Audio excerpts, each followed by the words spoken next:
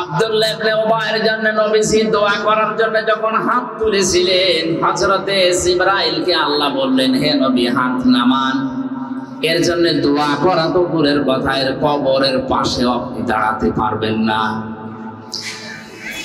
In তাস্তাগফির লাহুম ৭০ মাররাতান ফালা ইয়াগফিরাল্লাহু লাহুম। এর জন্য যদি আপনি ৭০ বার ক্ষমা চান, তারপরও একে আমি আল্লাহ ক্ষমা করব না। নবীজি বলেন, আল্লাহ আমি যদি ৭১ বার ক্ষমা চাই তাহলে তোমার ওই কথা আর থাকে না। আল্লাহ বলেন, লান আছে, মজারের আগে লান আসলে অর্থ হয় কখনোই হবে না। আমি ৭০ বার তো একটা সংখ্যা বোঝানোর জন্য বলেছি, ৭০ মাররাতান। পরের শব্দে দেখো, ফালাই ইয়াগফিরাল্লাহু লাহু। কক্সবাজারবাসী আপনাকে একটা ইঙ্গিত দেয়, ইয়াগফির শব্দটা দেওয়ার পর আল্লাহ বহু বচন দিয়েছেন। কেননা আব্দুল্লাহ ইবনে উবাইয়ের নাম আল্লাহ কি জানে না? এই কথা বলেন না কেন? তার নাম আল্লাহ জানতেন, নামটা এখানে বসিয়ে দিলেন না কেন? বহু বছর জমির দিয়ে আল্লাহ জানিয়েছেন কিয়ামত পর্যন্ত আব্দুল্লাহ ইবনে উবাইয়ের চরিত্র অনেকের ভেতরে থাকবে। তারা নামাজ পড়বে কিন্তু নামাজ কায়েম করবে না, নামাজ কায়েমের আন্দোলনও করবে না। এই মানুষগুলো যদি মারা যায়, এদের জন্য ৭০ বার দোয়া করলেও আমি আল্লাহ তাদের মাফ করব না। সরে বলেন নাউজুবিল্লাহ। এই জন্য আজ যারা বাংলাদেশে নামাজ শুধু পড়ছেন, নামাজকে পরিবারের, সমাজে, রাষ্ট্রে দাঁড় করানো দরকার, এটা কায়েম করা দরকার রাষ্ট্রীয়ভাবে। এ দায়িত্ব পালন করার জন্য যারা আছে তাদেরকে এগিয়ে দেওয়া দরকার। এই ভূমিকা যাদের নেই তাদের জন্যও কিন্তু ৭০ বার দোয়া করলেও কাজ হবে না। সতর্ক করার দায়িত্ব ছিল, ডাইরেক্ট ইনডাইরেক্ট বিভিন্ন কায়দায় আমার করলাম। এখন যদি আপনি সেই গন্ডারের মতো হন, আমার দাদা মারা গেছে জেলখানায় থাকার সময়, তিনি জীবিত থাকতে বলতেন, একজন শ্বশুর বাড়ি যাওয়ার সময় দেখছে একটা গন্ডার হাঁস দাঁড়িয়ে আছে রাস্তার পাশে। গন্ডারকে কাতু কুতু দিয়েছে, হাসে না। ৩ দিন শ্বশুর বাড়ি থাকার পরে ফিরে আসার সময় দেখে গন্ডার হাসতেছে। আসসালামু আলাইকুম ওয়া রাহমাতুল্লাহি ওয়া বারাকাতুহু।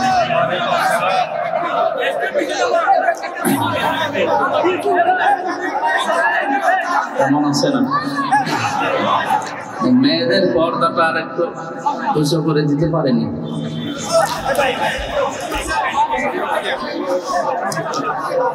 نحمده ونستعينه ونستغفره ونؤمن به ونتوكل عليه ونعوذ بالله من شرور أنفسنا ومن سيئات أعمالنا من يهدي الله فلا مضل له ومن يضلل فلا هادي له ونشهد أن لا إله إلا الله وحده لا شريك له وأشهد أن محمدا عبده ورسوله سيد الكونين صلى الله عليه وعلى آله وصحبه وأتباعه أجمعين ليلا ونهارا في الطرفين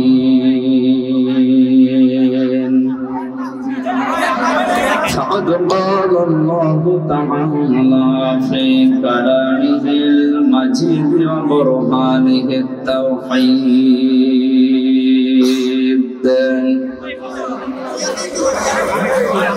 যারা করে পড়েন আউযু বিল্লাহি মিনাশ শাইতানির রাজীম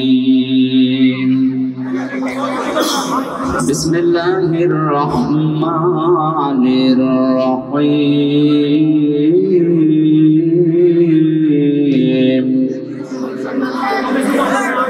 ولقد أخذ الله ميثاق بني إسرائيل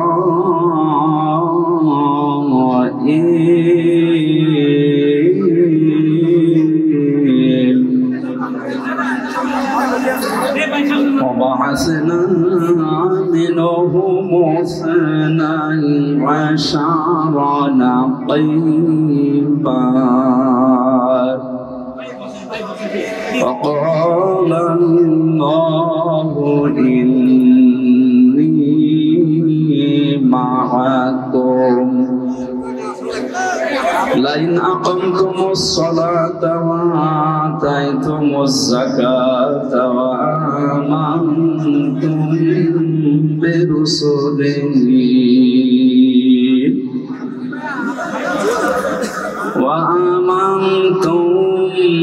برسلي وعزرتموهم وأقرضتم الله قرضا حسنا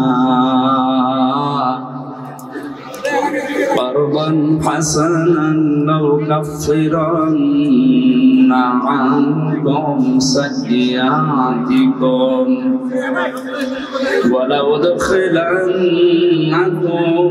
جنات تجري من تحتها الأنهار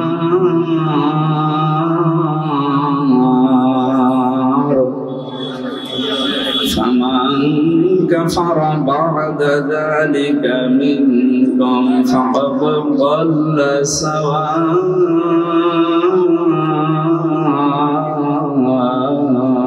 السبيل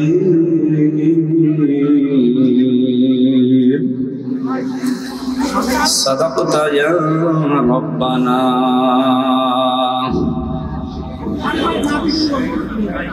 عن عبد الله بن مسعود رضي الله تعالى عنه قال قال النبي صلى الله عليه وسلم الدنيا سجن المؤمن وجنة الكافر رواه ابن ماجه.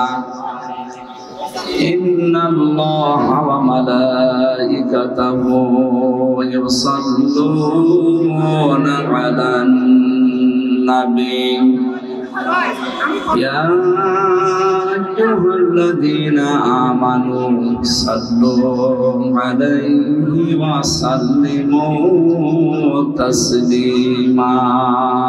اللهم صل على سيدنا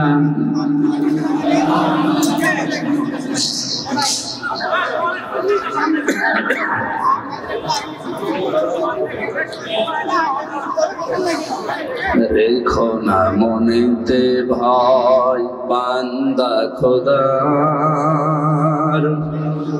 দূর হয়ে যাবে বাধা সব। তোমার আমার এক মালিক আছেন আমাদের রব, আছেন আমাদের রব। আলহামদুলিল্লাহ।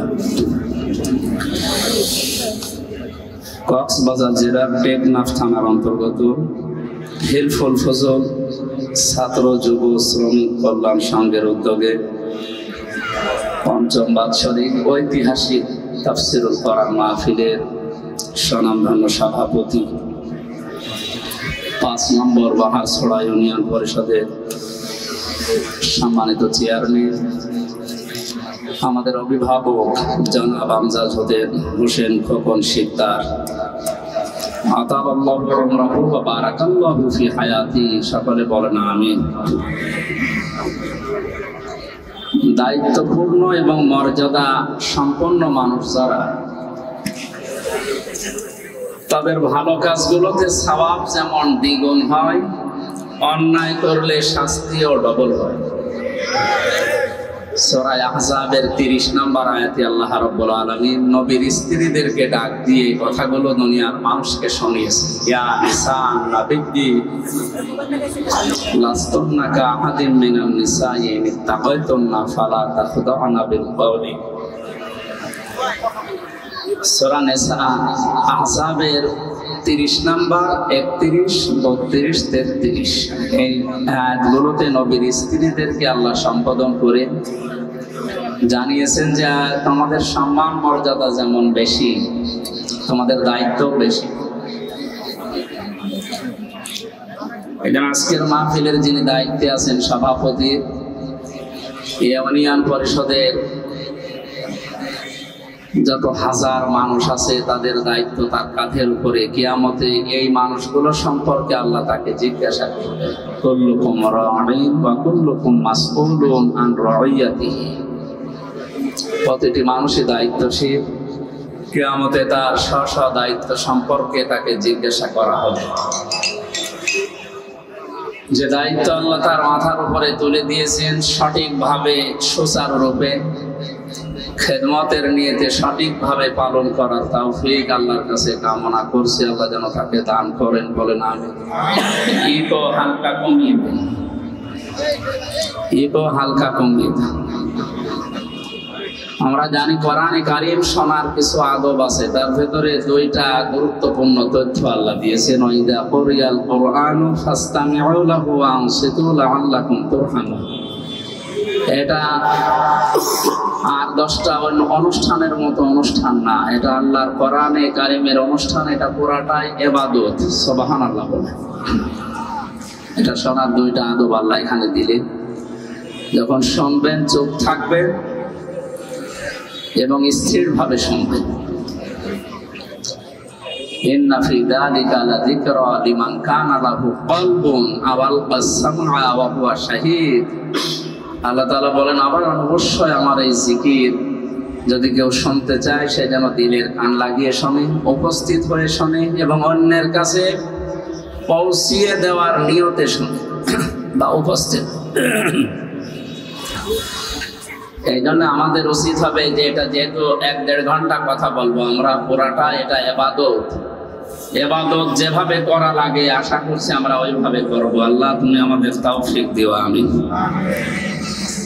মাহফিলের প্রধান অতিথি শাইখুল মাশায়েখ, টেকনাফ সদর ইউনিয়ন পরিষদের সাবেক চেয়ারম্যান জনাব শাহজাহান মিয়া, আল্লাহ তার জীবনের ভালো কাজগুলো মঞ্জুর করে। অন্যায় যদি মানুষ হিসাবে কিছু করে নিজ মনে যেন ক্ষমা করে দেন।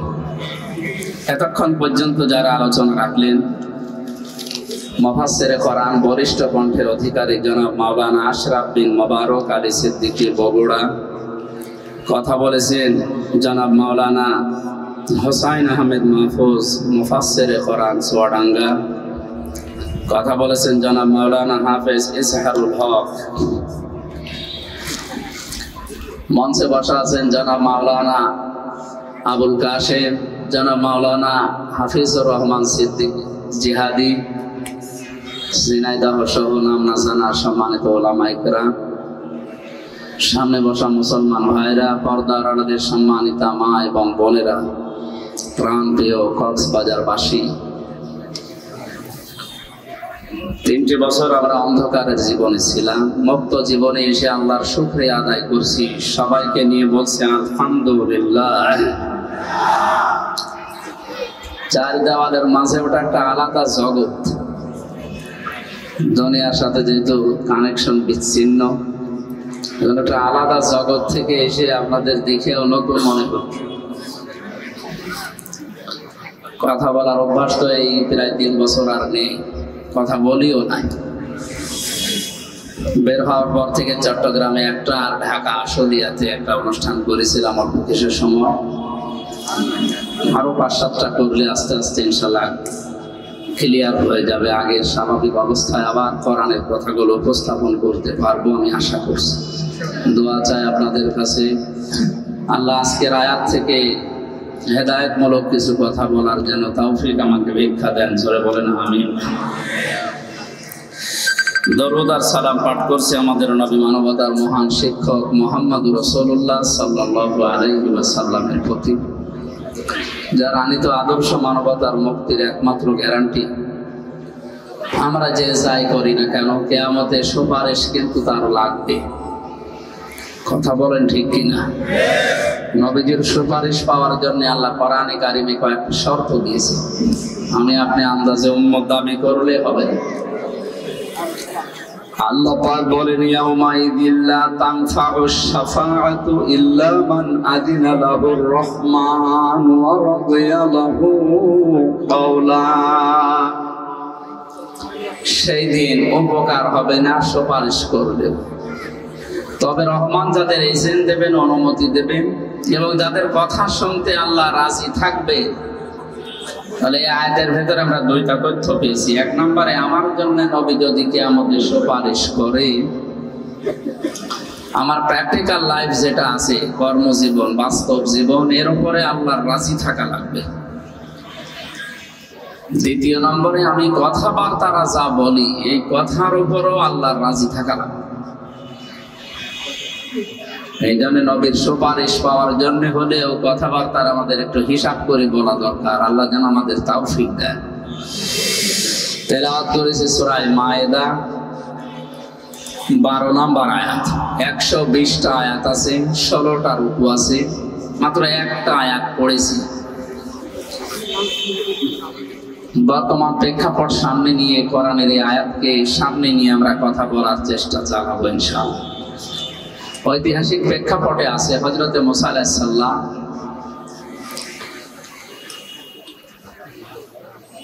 তার যে গোত্রের 12 জন নকিব বা অধিপতি, দায়িত্বশীল, আমরা মনে করেন এমপি বা মন্ত্রী যাই বলেন, এরকম 12 জন জনপ্রতিনিধিকে নিয়ে তিনি আল্লাহর সাথে কথা বলার জন্য তুর পাহাড়ে গিয়েছিলেন। এটা ইবনে কাসিরের বর্ণনা। তারা ওখানে যাওয়ার পরে বলল, হে আল্লাহ আমরা তোমাকে দেখতে চাই। আল্লাহ পাক সাফ জানিয়ে দিলেন, মুসা এদেরকে বলো যে আমার সাথে দেখা করা সম্ভব না। এই কথা থেকে প্রমাণ হয়, দুনিয়ার এই চর্ম চোখের দ্বারা আল্লাহর দর্শন দুনিয়াতে থাকতে কারোর জন্য সম্ভব না। যারা আজ উলট পালট কথা এরকম ছড়ায় যে আল্লাহর সাথে আমার কথা হয়, দেখা হয়, এগুলো কোরআনে কারিমের আয়াত অনুযায়ী, আল্লাহর বক্তব্য অনুযায়ী এটা পুরাটাই মানে মিথ্যা, বাটপারি, সিটারি ছাড়া আর কিছু না। সুতরাং এরকম কোনো কথা যদি কেউ বলে, আপনারা ঘন অক্ষরেও বিশ্বাস করবেন না। হযরতে মুসা নবীর সাথে যে 12 জন নকিব, দলপতি, প্রতিনিধি, মন্ত্রী মনে করেন 12 জন পাওয়ারফুল মন্ত্রী, এক একটা গোত্র থেকে এক একজন দায়িত্বশীলকে নিয়ে তিনি আল্লাহর সাথে দেখা করার জন্য গিয়েছিলেন। আল্লাহ রাব্বুল আলামিন বলেন, মুসা তাদেরকে জানিয়ে দাও যে আমি তাদের সাথে দেখা করব না বা সম্ভব না।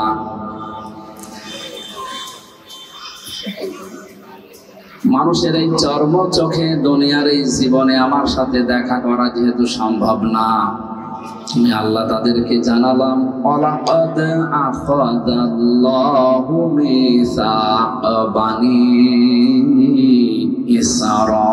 ইসরাঈল। ওয়া মানে এবং লাকাদ মানে অবশ্যই, আখাযা মানে গ্রহণ করা, আল্লাহ মানে আল্লাহ তাআলা নিজে। আল্লাহ তাআলা বলেন, অবশ্যই আমি আল্লাহ অঙ্গীকার গ্রহণ করেছিলাম বানি ইসরাঈল, বনি ইসরাঈলের এই যে 12 জন নকিব গিয়েছে তাদের এলাকা থেকে, তাদের কাছ থেকে। وبعثنا منهم 12 نقيبا। আমি তাদেরকে নিজ নিজ এলাকাতে যাবার পর এই ঘোষণা দেওয়ার জন্য বলে দিলাম, আমি আল্লাহর সাথে দেখা করা কখনোই তোমাদের এই চর্মচোখে সম্ভব না, কিন্তু আল্লাহু ইন্নী মাআকুম, আমি আল্লাহ অবশ্যই তোমাদের সাথে আছি। জোরে বলেন সুবহানাল্লাহ। আজকে আমাদের দেশের দায়িত্বশীল কয়েকদিন আগে আমাদের প্রধানমন্ত্রী শেখ হাসিনা থেকে শুরু করে যারা পেয়েছে, আমেরিকা আমাদের পক্ষে থাক, রাশিয়া, চীন, ভারত আমাদের পক্ষে থাক, মুসলিম হিসাবে অন্তত আমাদের ইমানের দাবি অনুযায়ী আমরা এই কথা বলতে চাই, কে পক্ষে থাক বিপক্ষে থাক এটা বিষয় না, আমাদের মালিক যিনি আমাদের বানিয়েছেন তিনি যেন আমাদের পক্ষে থাকে। হযরতে মুসা আলাইহিস সালামের কাছে ওই সময় আল্লাহ ওহী পাঠিয়ে জানালেন, মুসা যে 12 জন নিয়ে আসলে নিজ নিজ এলাকায় যাবার পরে যদি এরা 5টা কাজ আঞ্জাম দিতে পারে নিজ গোত্রের ভেতরে, নিজ এলাকায়, নিজ দেশের ভেতরে, আমি আল্লাহ ঘোষণা দিলাম তাদের সাথে আমি আছি। জোরে বলেন সুবহানাল্লাহ। আমি আল্লাহ আছি মানে আমার রহমত আছে তাদের সাথে, আমার বরকত তাদের সাথে থাকবে। আমাদের এই 18 কোটির উপরে মানুষ, এখন যে অবস্থা আমাদের দেশে 56,000 বর্গ মাইলের এই দেশের পরও 12 থেকে 14 লাখ মানুষ পাশের দেশ থেকে এসেছে, সব মিলে আমাদের পা ফেলার মতো জায়গা নেই। বিশ্বের অন্যান্য দেশের জায়গা, জমিন, জনসংখ্যা হিসাব করলে আমার মনে হয় এই দেশে পা ফেলার মতো আসলে জায়গা নেই। আমেরিকা আমাদের চাইতে 59 ডবল বড়। কত? বাংলাদেশ 59টা এক জায়গায় করলে যত বড় হবে, আমেরিকা একাই অত বড়। ভারত আমাদের চাইতে 29 ডবল বড়। পাশের মায়ানমারও আমাদের চাইতে 3 ডবল বড়। সম্মানিত উপস্থিতি, এই হিসাবে আমরা এই ছোট্ট দেশে যত মানুষ বাস করি, আল্লাহর দয়া এবং রহমত এবং তার যে বরকতগুলো, এগুলো যদি আমরা না পাই, আমাদের দ্বারা এই দেশে টিকে থাকা বা বেঁচে থাকা সম্ভব না। হযরত মুসা আলাইহিস সালামের জীবনের এই জায়গা থেকে আমরা একটা শিক্ষা নিতে পারি। প্রধানমন্ত্রী শেখ হাসিনা থেকে শুরু করে যারা দায়িত্ব পাবে সামনে, পৃথিবীর কারো দিকে না তাকিয়ে, কে পক্ষে থাকবে বিপক্ষে থাকবে এদিকে না তাকিয়ে, আমার মনে হয় আল্লাহ আমাদের সাথে থাকবে। যে 5টা কাজ করলে, এই 5টা কাজে অন্তত আগামী 5 বছর মনোযোগ দেওয়া দরকার। কি কথা বলেন না?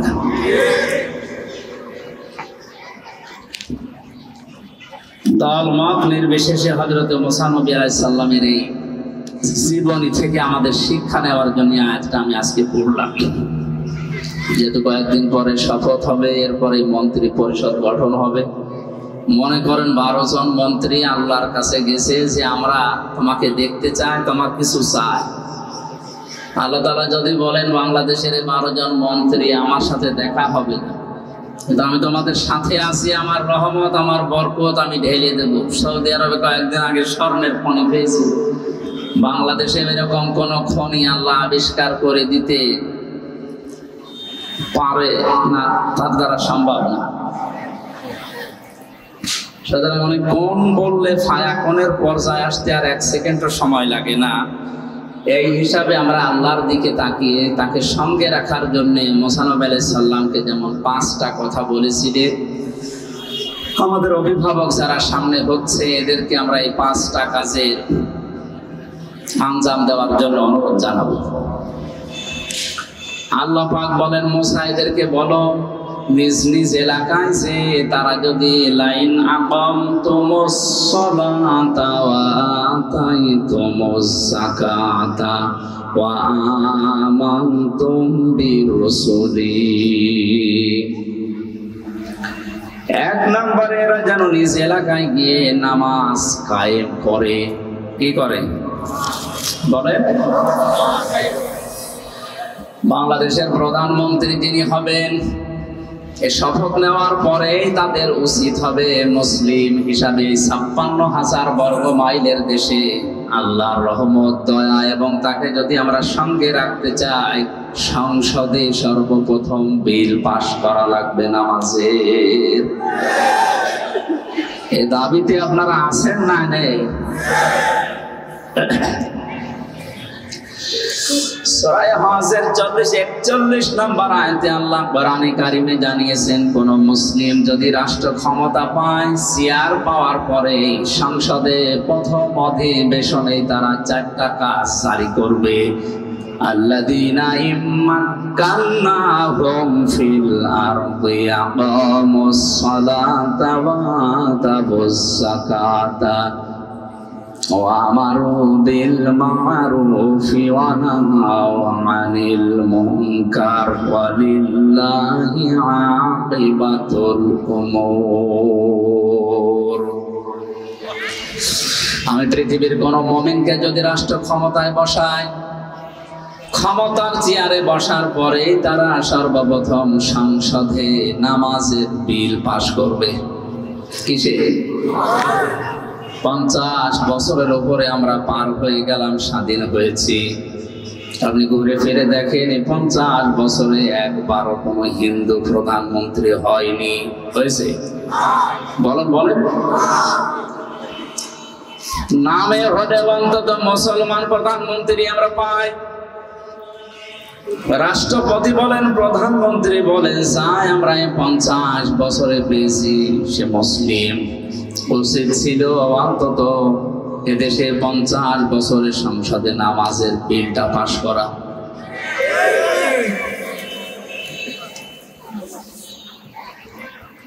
আল্লাহ রাব্বুল আলামিন সঙ্গে যদি থাকে কি হয় তার বাস্তব প্রেক্ষাপট আপনি হেরা গুহা নাম আমরা শুনেছি, গারে সুর নাম শুনেছি, বাস্তবে নিজেও আমি দেখে এসেছি। মুহাম্মদুর রাসূলুল্লাহ যেদিন আল্লাহর নির্দেশ পাওয়ার পরে তিনি হিজরত করছিলেন, ওই সময় কোরআন এবং হাদিস যেটা দেখিয়েছে আমাদের, চারিদিকে তার শত্রু পক্ষ এসে খোলা খোলা তরবারি নিয়ে বাড়ির চারিদিকে দাঁড়িয়েছিল। আল্লাহ পাক ওহী নাযিল করলেন, মুহাম্মদ সাল্লাল্লাহু আলাইহি ওয়াসাল্লাম, চারিদিকে এরা দাঁড়িয়ে আছে খোলা তরবারি নিয়ে, আপনাকে এই মুহূর্তে বিদায় করে দেবে। সুতরাং আপনি এক কাজ করেন, আপনার বাড়ি যেটা, ঘর যেটা, ঘরের এই মেঝে, এখানে তো বালি দিয়ে তৈরি করা মেঝে, এক মোট বালি হাতে তুলে নেন, ফুক লাগান, সামনের দিকে আপনি ছুঁড়ে মারেন। কোরআনে কারিমের সূরা ইয়াসিনের 1 থেকে 9 নম্বর আয়াত পর্যন্ত তিনি পড়েছিলেন, وَجَعَلْنَا مِنْ بَيْنِ أَيْدِيهِمْ سَدًّا وَمِنْ خَلْفِهِمْ سَدًّا فَأَغْشَيْنَاهُمْ فَهُمْ لَا يُبْصِرُونَ। তেলাওয়াত করার পরে ফুক লাগালেন, সামনের দিকে ফিকে মারলেন, ছুড়ে মারার সঙ্গে সঙ্গে বাড়ির চারিদিকে চোখে বালি পৌঁছিয়ে দিয়েছে আল্লাহর কুদরত, আল্লাহর দয়া, আল্লাহর রহমত। জোরে বলেন আল্লাহু আকবার। নবীজিকে পরবর্তীতে আল্লাহ জানিয়েছিলেন, হে নবী, সামনের দিকে বালি আপনি ছুড়ে মারার পরে এটা তো সামনে যে কাফের ছিল তার চোখে যাবার কথা, চারিদিকে কাফেরদের চোখে পৌঁছিয়ে দিয়েছে কে বলেন? আমার রমাইতা ইযে রমাইতা ওয়ালাকিন্নাল্লাহা রমা। আপনি তো সামনের দিকে বালি ছুড়ে মেরেছিলেন, চারিদিকে কাফেরদের চোখে পৌঁছিয়ে দেওয়ার দায়িত্ব পালন করেছি আমি, আল্লাহর ক্ষমতা। জোরে বলেন আল্লাহু আকবার। হযরতে আলীকে ডাক দিয়ে বললেন, আলী, চারিদিকে যারা দাঁড়িয়ে আছে এই মানুষগুলোই তাদের মাকে, তাদের বাবাকে, তাদের নেতাকে বিশ্বাস করে না। এই জন্য আমার কাছে তাদের টাকা পয়সা, সোনা গহনা আমানত হিসাবে টোপলা টোপলা করে রেখে গেছে।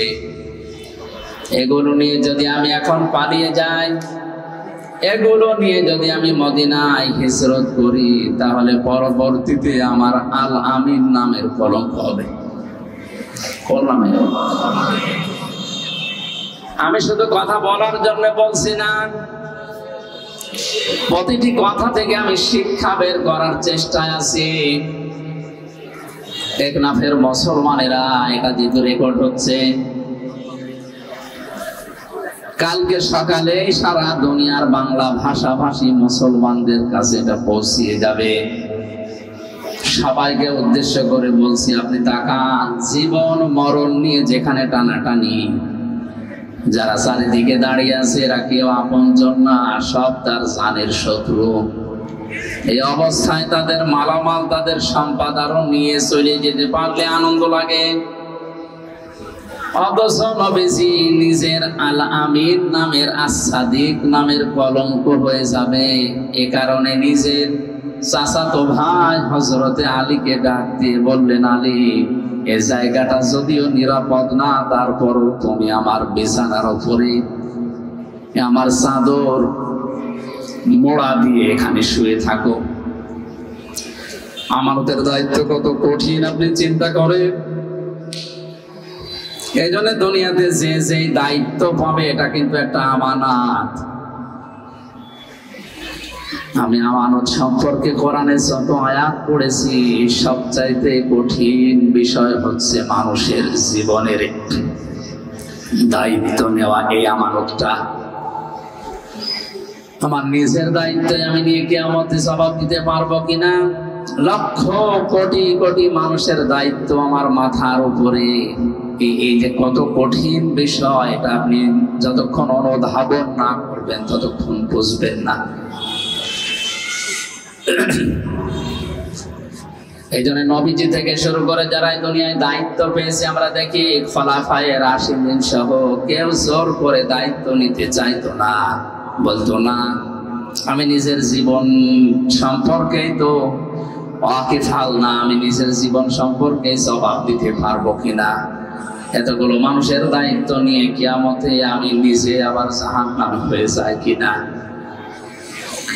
এই অনুভূতি যতক্ষণ পর্যন্ত এই দেশের 1628 জন মানুষ এখন দায়িত্বে আছে, এই মানুষগুলোর ভেতরে যতক্ষণ হযরতে ওমরের মতো অনুভূতি সৃষ্টি না হবে ততক্ষণ এই দেশ শান্ত হওয়া সম্ভব না। বিশ্বনবীর জীবনী শুনে অনেকে এই যে সুবহানাল্লাহ আলহামদুলিল্লাহ, অনেকের চোখ ভিজে যাচ্ছে। কি কষ্ট করেছেন, নিজের বাস্তব জীবনের সাথে যদি আপনি মিলাতে যান তখন টের পাবেন বাস্তবতা কত কঠিন। আমরা জানি নবীজির জীবনী শুনলে সওয়াব হয়। হ্যাঁ, কখন সওয়াব হয়? যখন এই কথাগুলো নিজের প্র্যাকটিক্যাল লাইফে আপনি মিলাতে পারবেন তখন। হযরতে আলীকে বললেন, আমার এই চাদরটা মোড়া দিয়ে এখানে ঘুমিয়ে থাকো। ওই যে টোপলা টোপলা গুলো দেখতে পাও, এগুলো কারো স্বর্ণ, কারো রূপা, কারো টাকা পয়সা আমার কাছে রাখা। ওরা নিজেদের মানুষদেরকে বিশ্বাস না করে আমার কাছে আমানত রেখেছে। এগুলো আমি হিজরত করে যখন চলে যাব, ওরা সকালবেলায় এসে আমারে পাবে না।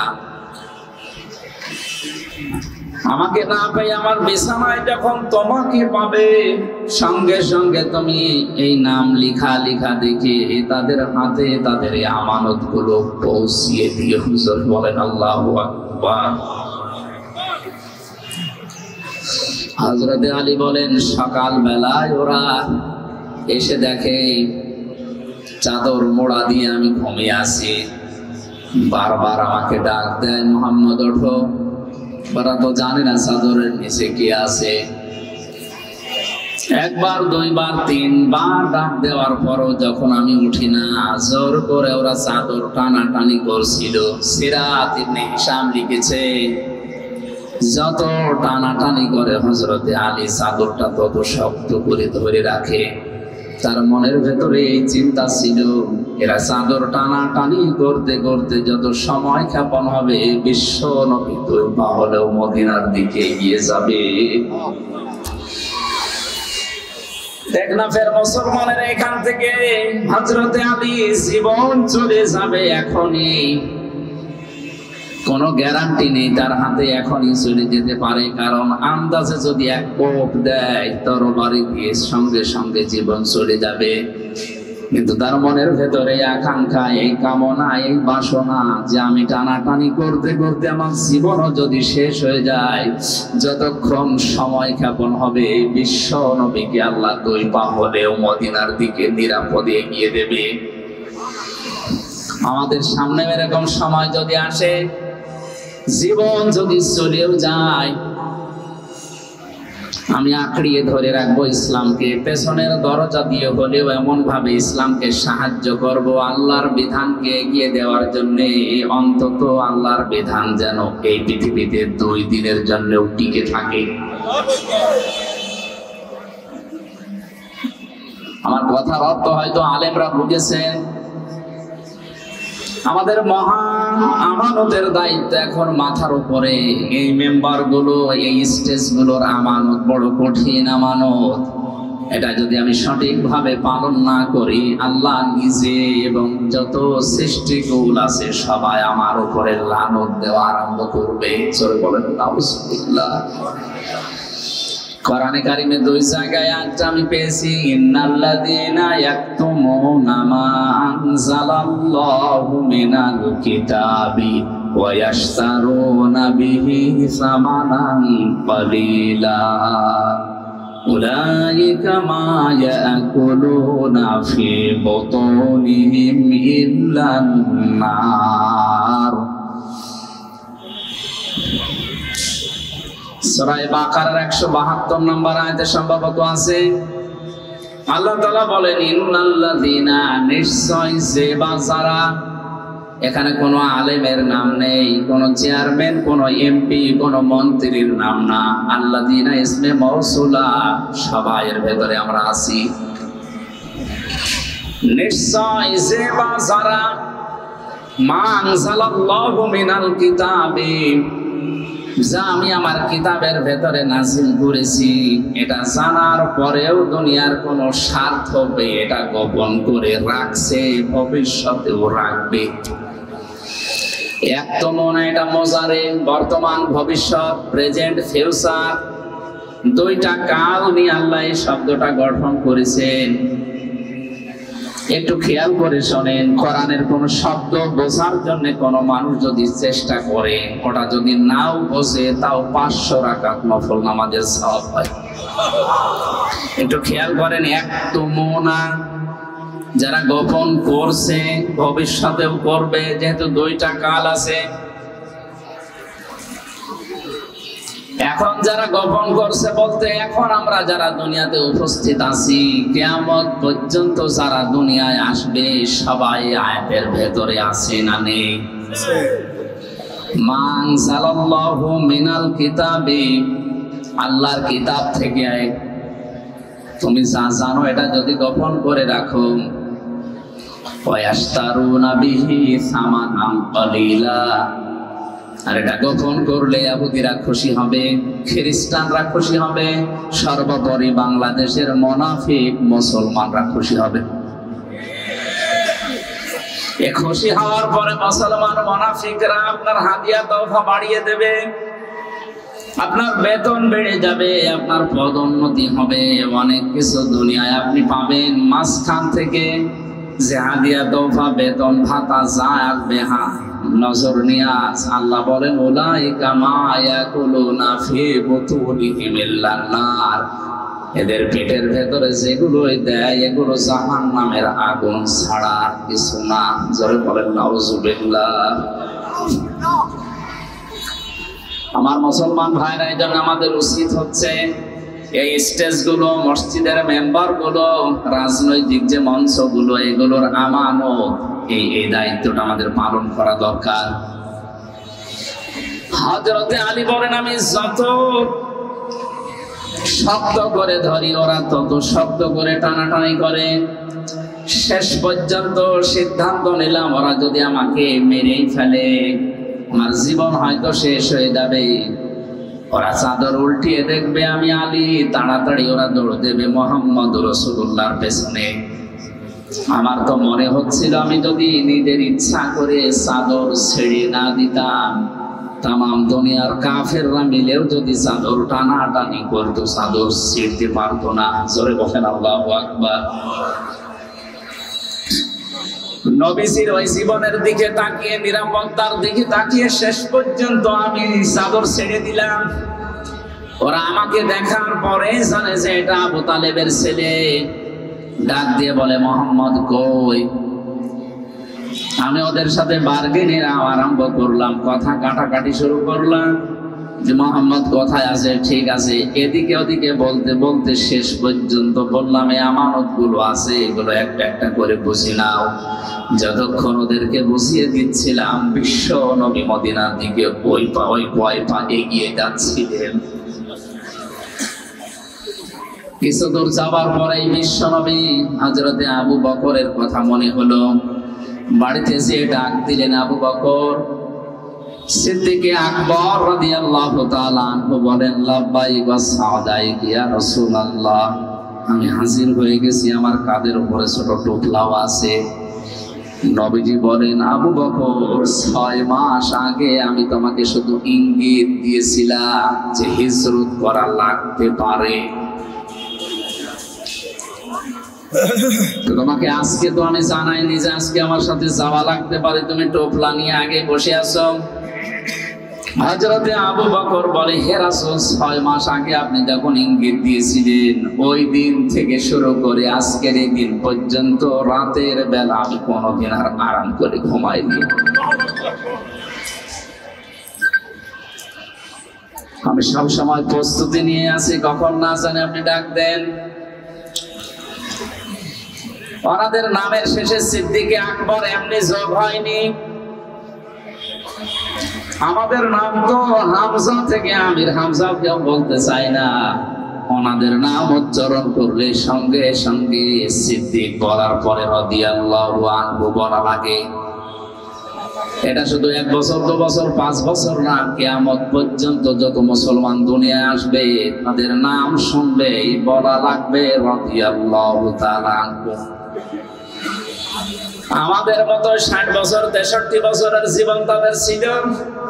এই ছোট্ট জীবনে কি এমন কাজ দুনিয়াতে করলেন, উপহার দিলেন যে আল্লাহ তাদেরকে চিরন্তন করে দিয়েছেন। যেন আমাদের উচিত আমাদের ছোট্ট জীবনে এমন এমন কিছু কাজের আঞ্জাম দেওয়া, মারা যাওয়ার পরে কোটি কোটি বছর যেন আল্লাহর বান্দাদের দোয়ায় আমরা শামিল থাকতে পারি। নবীজি আবু বকরকে নিয়ে চলে যাচ্ছিলেন, বিশ্ব নবীকে নিয়ে। হযরতে আবু বকর মদিনার পথে উল্টা দিকে যাওয়ার সময় যতগুলো ঘটনা ঘটেছে আমি ইতিহাস বলার জন্য বলছি না, আমি শুধু এখানে একটা ইঙ্গিত দেওয়ার জন্য এসেছি। গাড়ি সরে যখন নবীজিকে নিয়ে হযরতে আবু বকর লুকিয়ে পড়লেন, কাফেরেরা ওই সময় যে খুঁজতে খুঁজতে একেবারে গুহার ওই মুখ পর্যন্ত পৌঁছে গিয়েছিল। ইতিহাস যারা লিখেছেন, আমি নিজে ওই গুহা পর্যন্ত উঠেছিলাম, ওই জায়গাতে 2 রাকাত নামাজও পড়ে দেখেছি। বসলে আমার মনে হয় যদি একটু কেউ বাম থেকে বসে ভেতরে কি আছে দেখা যায়। হযরতে আবু বকর কিন্তু ঘাবড়িয়েও গিয়েছিলেন। আল্লাহর নবী মুহাম্মদুর রাসূলুল্লাহ একটু বিচলিত হননি, ভেঙে পড়েননি। ওই কঠিন অবস্থায় তিনি বলেছিলেন, আবু বকর, ভয় পেও না, মহান আল্লাহ রব্বুল ইজ্জাত আমাদের সাথে আছেন। ইন্নাল্লাহা মা'ানা। এই যে মা'ানা টান দেওয়া আছে এক আলিফ, আমরা শুধু 2 জন না, আমাদের সাথে আরেকজন আছে, তিনি আমাদের মালিক আল্লাহ। বলেন সুবহানাল্লাহ। এজন্য দুনিয়ার পরিবেশ যত কঠিন হোক, যত ভয়ঙ্কর হোক, আমি যে 2 লাইনের গজলটা বলেছিলাম ইসলামের সঙ্গীত, ওর ভেতরে আমার আজকের এই আলোচনার সারমর্ম আছে। রেখো না মনেতে ভয়, বান্দা খোদার, দূর হয়ে যাবে বাধা সব, তোমার আমার এক মালিক আছে, আছেন আমাদের রব, আছেন আমাদের রব। সরে বলেন ঠিক কিনা? বিশ্বনবী কঠিন অবস্থায় তিনি ঘাবড়িয়ে যাননি। আল্লাহ রাব্বুল আলামিন বলেন, আমি সঙ্গে সঙ্গে আমার সাকিনা, তার মানে আমার ফেরেশতা নাজিল করে তাকে সাহায্য করেছিলাম। যে সাহায্যের কথাগুলো আমরা বিভিন্ন আলেমদের মুখে শুনেছি। আমার শিক্ষা দেওয়ার বিষয় হচ্ছে বিশ্বনবী মুহাম্মদুর রাসূলুল্লাহ আল্লাহকে সঙ্গে নেওয়ার কথা জানিয়েছিলেন এই জায়গায়। সূরা আনফালের ভেতরে আছে, বদরের ময়দানে আবু জেহেল যখন আনন্দে লাফাচ্ছিল, শয়তান এসে তার কাছে শোরাকার সুরত ধরে বলেছিল, কোনো ভয় নেই, আমি তোমাদের সঙ্গে আছি। আল্লাহ রাব্বুল আলামিনের নবী বললেন, ইন্নাল্লাহা মা'ানা, অবশ্যই আল্লাহ আমাদের সাথে আছে। সঙ্গে সঙ্গে থাকে যারা, আমরা জানি ওগুলো থাকে পেছনে। সঙ্গে যারা থাকে ওরা কোথায় থাকে? আমি আলেমদেরকে বলছি, সঙ্গে যারা থাকে ওরা থাকে কোথায়? পেছনে থাকে। সাথে যারা থাকে ওরা থাকে আগে। আমাদের মালিক যিনি, আমাদের মনিব যিনি, তাকে আমরা পেছনে না, তাকে আমরা সঙ্গের সাথে বা সামনে রাখতে চাই। নবীজি যেটা করেছিলেন, এই জন্য আল্লাহ খুশি হয়ে তাদেরকে সাকিনা, ফেরেশতা, রহমত নাজিল করে সাহায্য করেছিলেন। আজও যদি আমরা শয়তানদেরকে সঙ্গে না রেখে আল্লাহকে সাথে রাখতে পারি, নবীজিকে আল্লাহ যদি গাড়ে সরে সাহায্য করতে পারেন, সে সাহায্যে এখন বন্ধ হয়ে যায়নি, কিয়ামত পর্যন্ত আল্লাহর ওই সাহায্যের দরজা খোলা থাকবে ইনশাআল্লাহ। আমাদের ইমানের পাওয়ার দেখে আল্লাহ হয়তো সামনে পরবর্তীতে দেবে।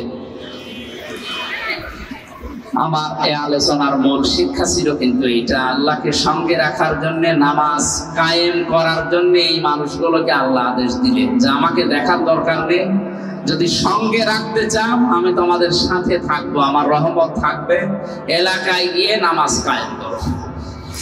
300 জন এমপি আমাদের এই দেশে এখন নির্বাচিত হয়ে গেছে অলরেডি।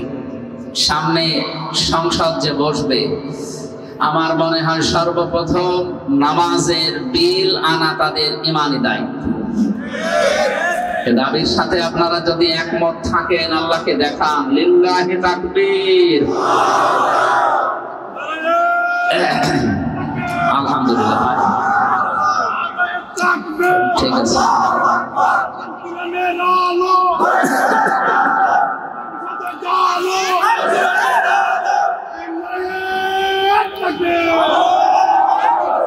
টেকনাফবাসী, আমি কথা বোঝাতে চাই এটা যে 50 বছর পার করে ফেলেছি, কিন্তু এই নিয়মটা আজ সংসদে আমরা পেলাম না। আমাদের এটা পাওয়ার দরকার ছিল, তাহলে নামাজের অন্তত ওয়াজ করা লাগতো না। কথা বলেন ঠিক কিনা? আল্লাহ এখানে নামাজ পড়ার কথাও দেননি, দিয়েছেন লাইন আকামতুমুস সালাত, যদি তারা নামাজ কায়েম করে। কি করে? নামাজ পড়া আর নামাজ কায়েম করা এক না। নামাজ কায়েম করা মানে নামাজকে দাঁড় করানো। পৃথিবীতে মানুষের যত জরুরি কাজ আছে, সবচাইতে জরুরি কাজ মানুষের জন্য যদি 4টা হয়, তার অন্যতম হচ্ছে মুসলমানদের সবচাইতে জরুরি কাজ হচ্ছে 5 ওয়াক্ত ফরজ নামাজ আদায় করা। এর চাইতে অন্তত জরুরি কাজ মানুষের জীবনে মুসলমানদের জন্য আপনি।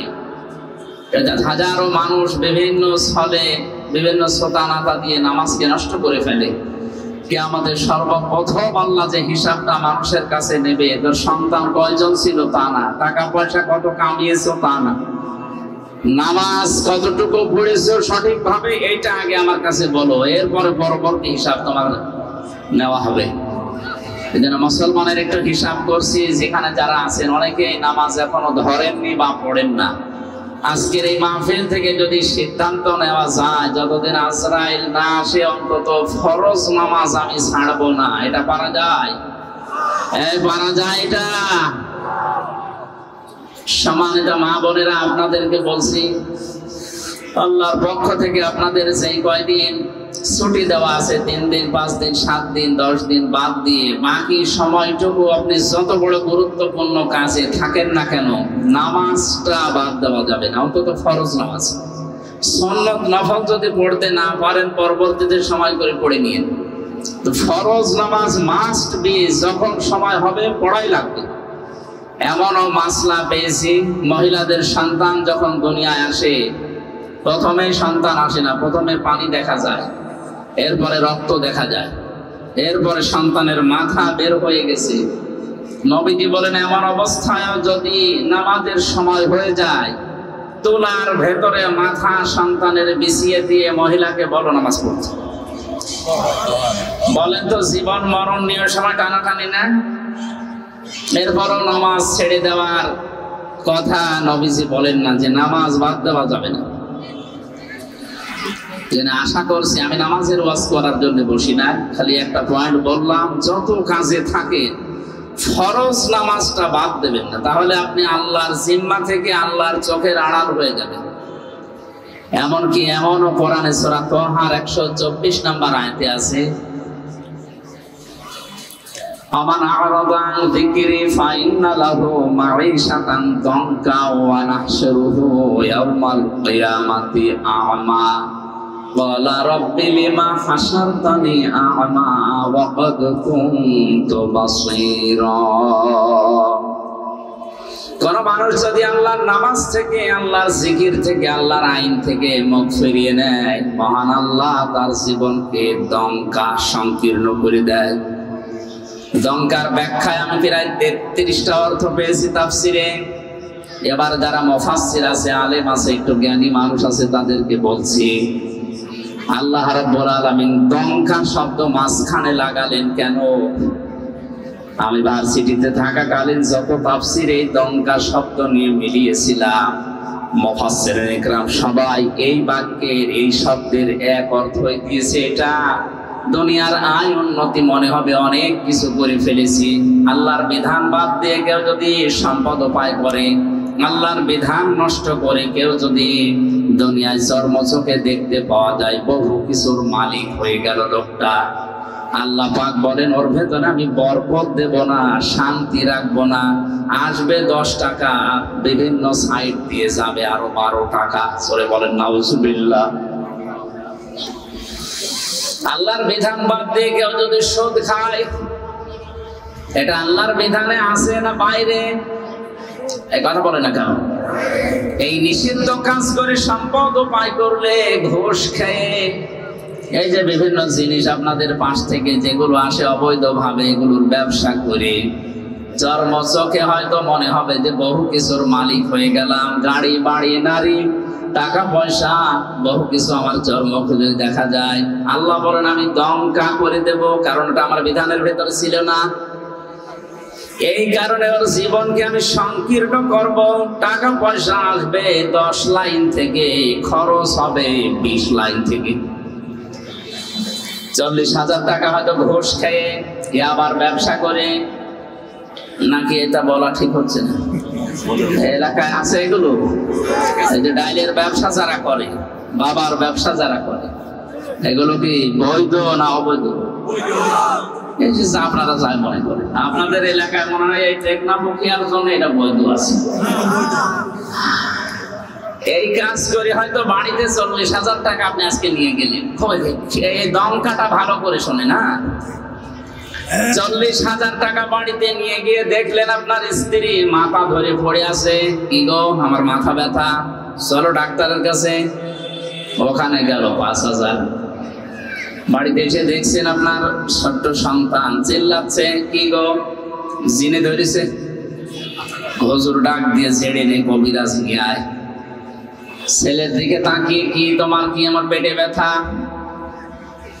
এক একটা সমস্যা, এক একটা সমস্যা, এক একটা সমস্যা আসতে আছে। নিয়ে এসেছিলেন 40,000 টাকা, চলে যাচ্ছে 42,000। এটাতে থাকবে না। আল্লাহর বিধানটা বাদ দিয়ে কেউ যদি উপায়ন্তর করে, আল্লাহ দমকা করবে তো দমকা করবে। এটা আরো কঠিন।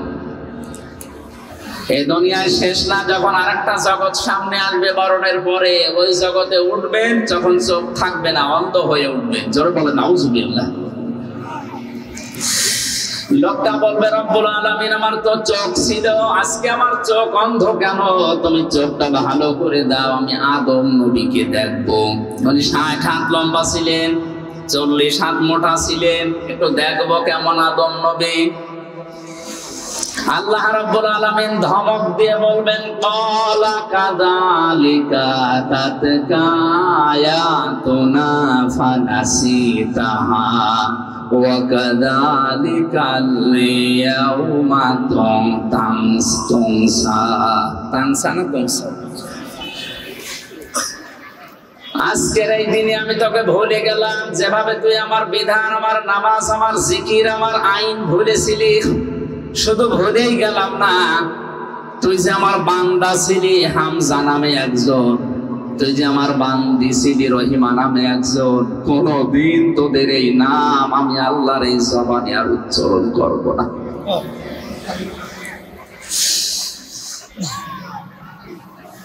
বাবা নিজের নাম ধরে ডাকলেই কেমন সুন্দর লাগে, আপনার কাছে কেমন মধুর লাগে। আমার বাবা আমার যখন হামজা বলে ডাক দেয়, এর ভেতরে আমি চলো আনন্দ পাই। দুনিয়ার মানুষ আমারে মুফতি মাওলানা হাফেজ আমির হামজা বললো, আমার ভালো লাগে না। বাবার মুখ থেকে শুধু হামজা শুনতে যদি এত ভালো লাগে, এত পছন্দনীয় হয়, এত মধুর লাগে, মায়ের কাছ থেকে যিনি আমাকে বানিয়েছেন কিয়ামতের ওই কঠিন ময়দানে তিনি আমার নাম ধরে আর কোনোদিন ডাকবেন না। আমার মনে হয় এর মতো হতভাগা দুর্ভাগা দুনিয়াতে আর নেই। এজন্য আল্লাহর বিধান নষ্ট করছেন যারা, থেমে যান। আপনার এই ছোট্ট জীবনে হয়তো ধোকায় পড়ে আছেন। অফিসে যারা চাকরি করে, একদিন 2 দিন 3 দিন না গেলে অন্ত চাকরি চলে যায়। এমনকি 3 দিনের পরে বস যদি ভালো হয় বলে দেখো এভাবে যদি চলে আমার এই প্রতিষ্ঠান চলবে না, টাইট করার জন্য, সতর্ক করার জন্য 1 দিনের বেতন পর্যন্ত কেটে নেয়। এটা নিজের দিকে তাকিয়ে বলে নেই 30 বছর 40 50 60 বছর বয়স আপনার 5 বার করে আল্লাহ তার পায়ে সেজদা দেওয়ার জন্য ডাক দিয়েছিলেন, একবারও কোনোদিন দেননি। অথচ তিনি কোনোদিন আমার খাবার বন্ধ করে দেননি।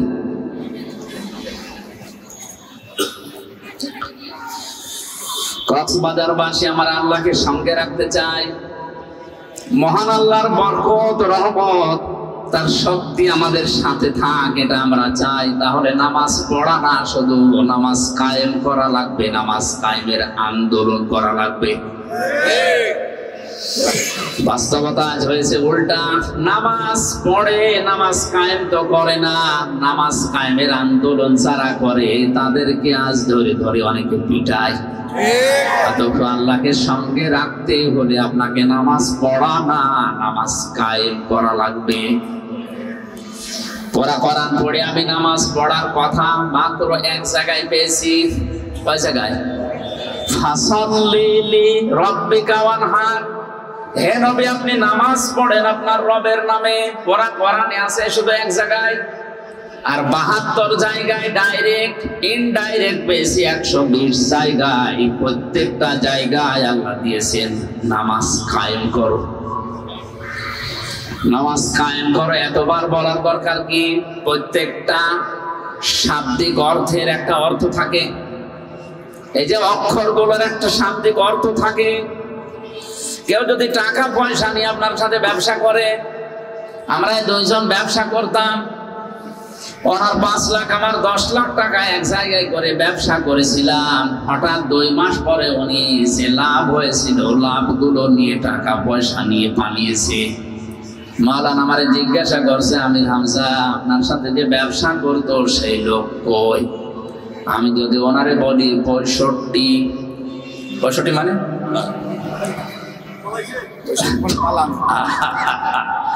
65 মানে অনেক টাকা পয়সা নিয়ে পালিয়েছে। এই পালিয়েছে এটার এক কথায় অর্থ কি? 65। কথা বলেন না কেন? মারামারি করছে 2 জন, একজন আরেকজনকে এমন ভাবে চড় দিয়েছে, ঘষি দিয়েছে, কিল দিয়েছে, ডাক দিয়ে বলছে ভাই কেমন দিলেন? বলছে 100 মানে এর উপরে আর মায়ের নেই, পরিপূর্ণ করে একেবারে দিয়েছে। প্রতিটি সংখ্যার অর্থ আছে, আল্লাহ 72 এমনি বলেন নাই,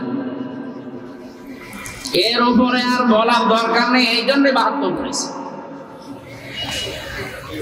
আব্দুল্লাহ ইবনে উবাইয়ের জন্য নবীজি দোয়া করার জন্য যখন হাত তুলেছিলেন, হযরতে জিবরাইলকে আল্লাহ বললেন, হে নবী হাত নামান। এর জন্য দোয়া করা তো দূরের কথা, এর কবরের পাশে আপনি দাঁড়াতে পারবেন না। ইন তাস্তাগফির লাহুম 70 মাররাতান ফালা ইয়াগফিরাল্লাহু লাহুম। এর জন্য যদি আপনি 70 বারও ক্ষমা চান, তারপরও একে আমি আল্লাহ ক্ষমা করব না। নবীজি বলেন, আল্লাহ আমি যদি 71 বার ক্ষমা চাই তাহলে তোমার ওই কথা আর থাকে না। আল্লাহ বলেন লান আছে, মজারের আগে লান আসলে অর্থ হয় কখনোই হবে না। আমি 70 বার তো একটা সংখ্যা বোঝানোর জন্য বলেছি, 70 মাররাতান, পরের শব্দে দেখো ফালাই ইয়াগফিরাল্লাহু লাহু। কক্সবাজারবাসী আপনাকে একটা ইঙ্গিত দেয়, ইয়াগফির শব্দটা দেওয়ার পর আল্লাহ বহু বচন দিয়েছেন, কেননা আব্দুল্লাহ ইবনে উবাইয়ের নাম আল্লাহ কি জানে না? এই কথা বলেন না কেন? তার নাম আল্লাহ জানতেন, নামটা এখানে বসিয়ে দিলেন না কেন? বহু বছর জমির দিয়ে আল্লাহ জানিয়েছেন কিয়ামত পর্যন্ত আব্দুল্লাহ ইবনে উবাইয়ের চরিত্র অনেকের ভেতরে থাকবে। তারা নামাজ পড়বে কিন্তু নামাজ কায়েম করবে না, নামাজ কায়েমের আন্দোলনও করবে না। এই মানুষগুলো যদি মারা যায়, এদের জন্য 70 বার দোয়া করলেও আমি আল্লাহ তাদের মাফ করব না। সরে বলেন নাউজুবিল্লাহ। এই জন্য আজ যারা বাংলাদেশে নামাজ শুধু পড়ছেন, নামাজকে পরিবারের, সমাজে, রাষ্ট্রে দাঁড় করানো দরকার, এটা কায়েম করা দরকার। রাষ্ট্রীয়ভাবে এ দায়িত্ব পালন করার জন্য যারা আছে তাদেরকে এগিয়ে দেওয়া দরকার। এই ভূমিকা যাদের নেই তাদের জন্যও কিন্তু 70 বার দোয়া করলেও কাজ হবে না। সতর্ক করার দায়িত্ব ছিল, ডাইরেক্ট ইনডাইরেক্ট বিভিন্ন কায়দায় আমার করলাম। এখন যদি আপনি সেই গন্ডারের মতো হন, আমার দাদা মারা গেছে জেলখানায় থাকার সময়, তিনি জীবিত থাকতে বলতেন, একজন শ্বশুর বাড়ি যাওয়ার সময় দেখছে একটা গন্ডার হাঁস দাঁড়িয়ে আছে রাস্তার পাশে, গন্ডারকে কাতু কুতু দিয়েছে, হাসে না। 3 দিন শ্বশুর বাড়ি থাকার পরে ফিরে আসার সময় দেখে গন্ডার হাসতেছে। কি গো, 3 দিন আগে কাতু কুতু দিলাম তখন হাসলে না, এখন হাসতেছ? গন্ডার বলে, বন্ধু এই 3 দিন সময় লেগেছে চামড়া ভেদ করে কাতু কুতু লাগতে। গন্ডারের কাতু কুতু লাগতে সময় লাগে কয়দিন? আর আমাদের 50 বছরও হয়নি। 50 বছর অনেক কোরআনের পাখি ওয়াজ করেছে যে নামাজ কায়েম করা লাগবে। কথা বলে না কেন? আব্দুল্লাহ ইবনে উবাই নামাজ পড়তো, তাও আমার মতো হামজার পেছনে না, নবীজির পেছনে। এই টেকনাফ পাহাড়ছড়া মসজিদে না, ও নামাজ পড়ে কাবা শরীফে মসজিদে নববীতে। যে নামাজ শুধু পড়েছে, নামাজে কায়েম করা লাগবে আল্লাহকে সঙ্গে রাখার জন্য, দায়িত্ব তার জীবনে ছিল না। এই জন্য 70 বার দোয়া করেও আল্লাহ তাকে মাফ করেনি, এমনকি তার কবরের পাশে দাঁড়ানো নিষেধ। এই জন্য আল্লাহ ইয়াগফিরাল্লাহু লাহুম দিয়েছেন। এর মতো চরিত্রের দুনিয়ায় যারা আছে কিয়ামত পর্যন্ত আসবে, এদের জন্যও যদি কাবা শরীফের ইমামও দোয়া করে মাফ চায়, আল্লাহ তাদের মাফ করছে না, করবে না, করছে না, করবে না। এই শব্দ কোথায় আছে? এই যে ইয়াগফির মজারে, এর আগে লান। আরবি গ্রামার অনুযায়ী মজারের আগে লান আসলে অর্থ হয় কখনো, কোশ্চিন কালেও হবে না। এই জন্য আমি সতর্ক করলাম এই আয়াত দিয়ে, হোম এই শব্দটা দিয়ে। আল্লাহ আমাদেরকে যেন বোঝার এবং বাস্তবে আমল করার তৌফিক দেন। জোরে বলেন আমিন। নামাজ কায়েমের যত অর্থ আমি কোরআনে এবং হাদিসে পেয়েছি, তার সবচাইতে ভালো আমার কাছে মনে হয় পঠিত বিষয় এবং এই আনুষ্ঠানিক যে শিক্ষাগুলো আছে, এখান থেকে যে শিক্ষা আল্লাহ দিতে চেয়েছেন ওইগুলো নিজের ব্যক্তি, পরিবার এবং সমাজ, রাষ্ট্রে প্র্যাকটিক্যাল লাইফে কায়েম করে দেখানো, এইটার নাম হচ্ছে আকামতুস সালাহ। আমরা যে নামাজে দাঁড়িয়েছি কাতার সোজা হয়ে, কি হয়ে, এখান থেকে একটা শিক্ষা আল্লাহ আমাদের দিতে চান। সে শিক্ষাটা হচ্ছে কাতার সোজা করুন। কাবা শরীফে বারবার ইমাম সাহেব এই কথা বলে যে কাতার সোজা করেন, আরবিতে বলে কাতার সোজা করেন, বারবার আকামত হয়ে যাওয়ার পরেও প্রায় 2, 3 বার, 4 বার, 5 বার বলে। আমি ওই সময় হজে যাওয়ার সময় 16 সালে ভালো বুঝি না, এখন বুঝতেছি যে কাতার সোজা না হলে কি হয়। আজ বিশ্বের 57টা মুসলমান রাষ্ট্র, আমাদের কাতার যদি সোজা থাকতো আমার মনে হয় এই ফিলিস্তিনের অত্যাচার বন্ধ হয়ে যেত। আমাদের কাতার ঠিক আছে? নামাজের এই কাতার থেকে আল্লাহ এই শিক্ষাটা আমাদেরকে বারবার 5 বার দিতে চেয়েছেন যে কাতার সোজা করো। যার জন্য কাতার বাঁকা হবে তার অন্তর পর্যন্ত বাঁকা করে দেবে, এমন হুঁশিয়ারি আছে হাদিসে। এটা তো এমনিতে দেয়নি। আজ আমরাও যদি বাংলাদেশে যারা বাস করি, এরা যদি 5 ওয়াক্ত নামাজের মতো কাতার সোজা করে সমাজে আমরা সোজা হয়ে যেতাম, এই দেশে কেউ অন্যায় করে সমাজে টিকে থাকতে পারতো না। এই জন্য আমাদের উচিত হবে কাতার সোজা করো। এই কথা যখন ইমাম বলে, এখানে আওয়ামী লীগ, বিএনপি, জাতীয় পার্টি, জামাত, চরমনায় যখন সব এক হয়ে যায়, এই কাতার শেষ করে যখন সমাজে যাবেন, রাষ্ট্রে যাবেন, পরিবারে যাবেন, ওখানেও যেন আমাদের কাতার এক থাকে। এক কথা বলেন, ওই জায়গায় যাবার পরে যদি আল্লাহ বিরোধী, শরীয়ত বিরোধী, ইসলাম বিরোধী কোনো কাজ দেখা যায়, এই কাতার ওই জায়গায় সোজা থাকার দরকার আছে না? আমাদের শিক্ষা সিলেবাসে যে বিষয়গুলো এখন নতুন নতুন করে দেওয়া হচ্ছে, এগুলো যদি আপনি দেখেন, আপনার বিবেকে, আপনার এই মস্তিষ্কে, আপনার শক্তি, মনুষ্যত্ব যদি বলে না এগুলো ইসলাম মেনে নেয় না, এগুলো আল্লাহ রাসূলের বিরুদ্ধে, নামাজের ওই কাতারে দাঁড়িয়ে যেভাবে সব সোজা ছিলেন, পরিবারে, সমাজে, রাষ্ট্রে এসে যদি এই কাতার সোজা করা লাগে, আপনারা এই কাতার সোজা করে সোজা রাখতে রাজি আছেন? কারা কারা দেখি? লিল্লাহি তাকবীর, লিল্লাহি তাকবীর,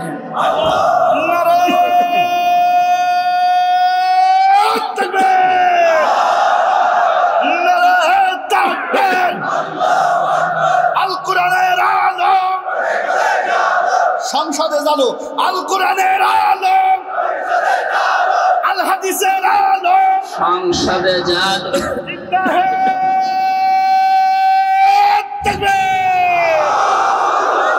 আমার শরীর অসুস্থ, কণ্ঠ ভাঙ্গা, যার পরও ভাঙ্গা ভাঙ্গা কথায় আমি যেটা বোঝাতে চেয়েছি, আশা করছি আপনারা বুঝেছেন। আমাদের কাতার যেন অন্তত সব জায়গায় সোজা থাকে, থাকবে তো ইনশাআল্লাহ। আল্লাহকে সঙ্গে রাখার জন্য প্রথম নাম্বার কাজই নামাজ কায়েম করা। দায়িত্বে যারা আছেন বা যারা পাচ্ছেন, আমাদের প্রধানমন্ত্রী শেখ হাসিনা থেকে শুরু করে যারা দায়িত্বে থাকবেন, এখন আশা করব নামাজের বিল আমাদের সংসদে সর্বপ্রথম কায়েম হবে। 2 নম্বরে যাকাতের কথা আছে, 3 নম্বরে রাসূলদেরকে সাহায্যের কথা আছে, 4 নম্বরে খরচে হাসানা দেওয়ার কথা আছে, 5 নম্বরে আছে তাদেরকে সাহায্য করার কথা। আল্লাহ বলেন এগুলো যদি কেউ করে, আমি আল্লাহ তাদের জন্য বাগান তৈরি করে রেখেছি, এই বাগানের তলদেশ দিয়ে নদী আর নহর এই সমুদ্রের মতো বইতে থাকবে।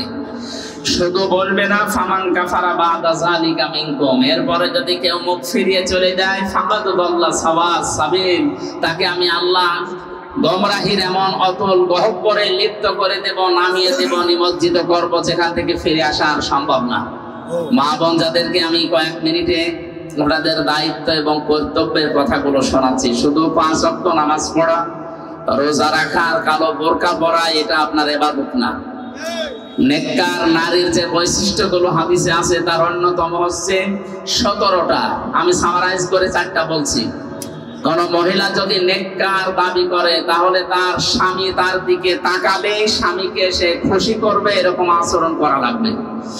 2 নম্বরে স্বামী যেটা পছন্দ করে, স্বামীর ওই পছন্দ করা কাজকে তারও পছন্দ করা লাগবে। স্বামী প্রত্যেকে এখানে যারা আছে পছন্দ করে যে বিয়ের পরে তার মা বাবা যেন তার সাথে থাকে, কিন্তু অনেক বউ এটা পছন্দ করে না। এরকম বউ দেশে নেই? আপনি নামাজ পড়তে পারেন, রোজা রাখতে পারেন, কালো বোরকা পড়তে পারেন, আপনি নেককার হতে পারেননি। আমার মনে হয় বেশি বলা হয়ে যাচ্ছে, এবার রাগ করবে না, সামনে বার বলে হুজুর আমার দরকার নেই।